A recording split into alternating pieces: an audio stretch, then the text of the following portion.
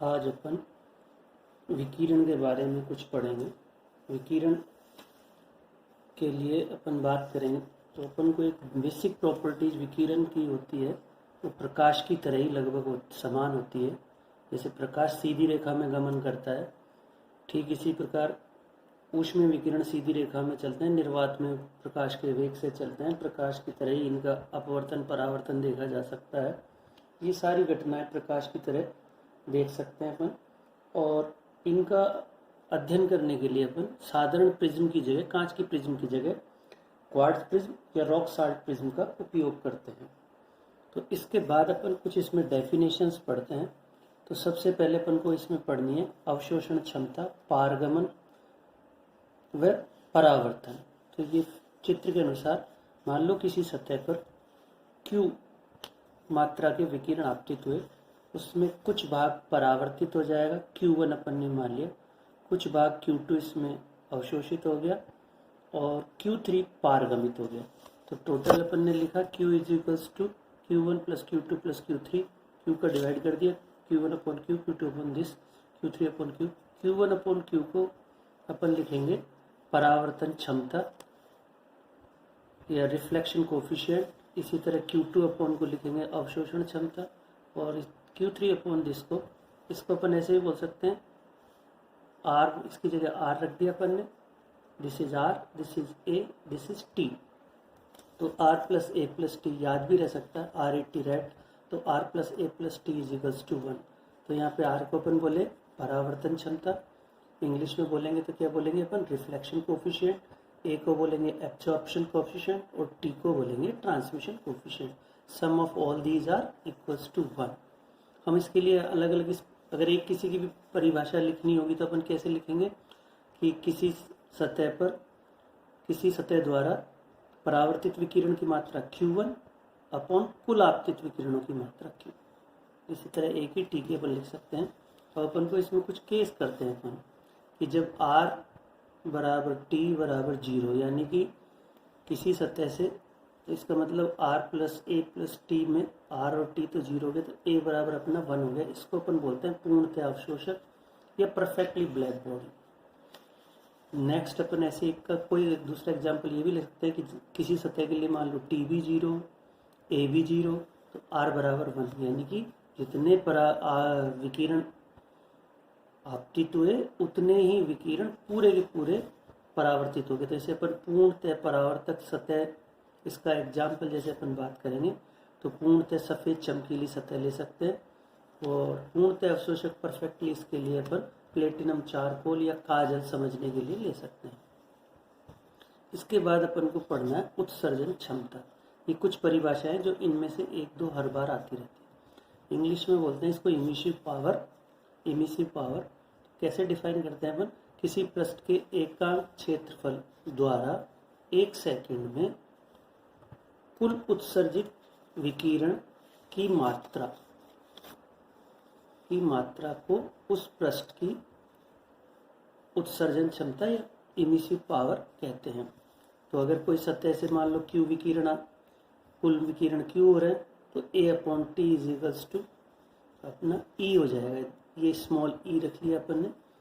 तो उत्सर्जन क्षमता जो होती है E, ये किस किस बात पर निर्भर करती है, उत्सर्जन क्षमता किसी पृष्ठ की निम्न बातों पर, पृष्ठ की प्रकृति पर नियत ताप रखते हुए, तो पृष्ठ की प्रकृति पे करेगी, पृष्ठ के क्षेत्रफल यानी एरिया पे भी करेगी, और विकिरण के तरंग दैर्ध्य पे, अलग अलग तरंग दैर्ध्यों के विकिरण भी अलग अलग होंगे। अगर अपन E का मात्रक देखें तो ये एक्चुअल में आएगा, Q को अपन ने जूल में ले लिया, A को मीटर स्क्वायर इंटू टाइम का सेकंड।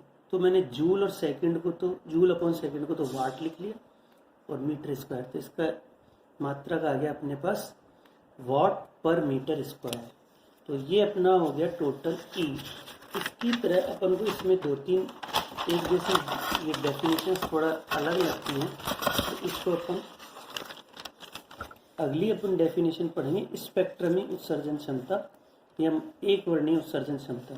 ये थोड़ा सा क्लियर करने के लिए, अक्सर ये ज़्यादा आती रहती है, थोड़ा सा इसे समझना है। तो इसको डिफाइन करते हैं, किसी पृष्ठ किसी पृष्ठ के प्रति एकांक क्षेत्रफल द्वारा प्रति सेकंड तरंग दैर्ध्य लैम्बडा पर प्रति एकांक स्पेक्ट्रमी खंड, इसका मतलब है लैम्बडा, अपन ऐसे समझ सकते हैं लैम्बडा माइनस हाफ से लैम्बडा प्लस हाफ तक एकांक हो गया, इसका मतलब खंड interval, wavelength interval is unit में उत्सर्जित विकिरण मात्रा को पृष्ठ की उस वेवलेंथ पर लैम्बडा पर स्पेक्ट्रमी उत्सर्जन क्षमता कहते हैं। E lambda is equals to Q upon A T into wavelength, अगर अपना खंड डी लैम्बडा है तो डी लैम्बडा का अपन डिवाइड कर देंगे, वही इसकी अपन यूनिट निकालेंगे तो क्यू अपॉन टी तो वाट बन जाएगा मीटर स्क्वायर, और ये लैम्बडा को अपन एंगस्ट्रॉम में नापते तो ये एंगस्ट्रॉम लिख दिया है। इन जनरल यही यूनिट काम लेती है, नहीं तो अपन चाहें तो इसको मीटर क्यूब भी कर सकते हैं चेंज कर। इसको मैंने ई लैम्बडा के साथ डी लैम्बडा को इधर शिफ्ट कर लिया तो टोटल वही जो अपन पढ़ चुके इजिकल्स, क्योंकि हर वस्तु प्रत्येक 0 केल्विन के ऊपर हर वेवलेंथ के विकिरण उत्सर्जित कर दिया, अपन ने इसको इंटीग्रेट कर लिया 0 to lambda, E lambda D lambda equals to again E आ जाएगा अपना। ई क्या था, सभी तरंग दैर्ध्यों के लिए लिया जाता है।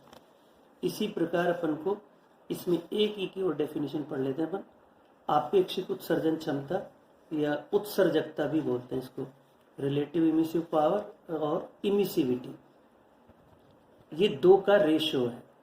तो रिलेटिव ई स्मॉल ई आर से भी लिख दिया मैंने, इस तरह की ई से भी लिख सकते हैं अपन ताकि अपन को कंफ्यूज ना रहे। तो किसी नियत ताप पर किसी तरंग दैर्ध्य लैम्बडा पर पृष्ठ की उत्सर्जन क्षमता ई, और उसी ताप, ये जो पहले ऊपर लिया अपन ने पृष्ठ वाले, वही ताप होना चाहिए, उसी ताप और वही लैम्बडा पर पूर्णतः आदर्श कृष्णिका की उत्सर्जन क्षमता का अनुपात होता है, उसको मैंने पूर्णतः के लिए कैपिटल ई लिख लिया। It is the ratio E to capital ई।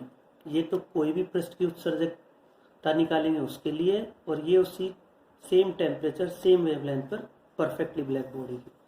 तो इससे अपन जैसे जानते हैं कि इसकी कोई यूनिट लेस आएगा, डायमेंशन लेस आएगा, और ई इन जनरल सरफेसेस के लिए ई लेस देन 1 आएगा। अगर परफेक्टली ब्लैक बॉडी होगी तो दोनों सेम हो जाएंगे और उसका रेशियो 1 आ जाएगा।